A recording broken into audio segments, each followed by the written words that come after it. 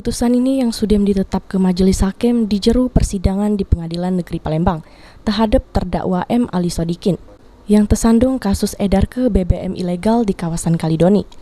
Jeru putusannya Majelis Hakim nyatu ke amun terdakwa terbukti bersalah ngelanggar pasal 54 UU RI nomor 22 tahun 2021 tentang migas Jo UU nomor 11 tahun 2020 tentang Undang-Undang Cipta Kerja dengan hukuman 10 bulan penjara. Selain itu, terdakwa juga dihukum denda sebesar 5 juta rupiah dengan subsidiar 2 bulan penjara.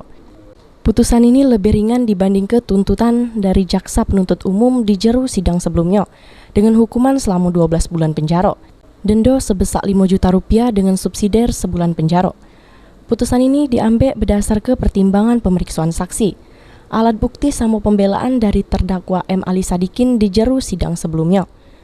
Jeru dakwaan JPU amun terdakwa ditangkap oleh Unit 2 Subdit 4 Tipidder di Treskrimum Polda Sumsel di rumahnya kawasan Kalidoni.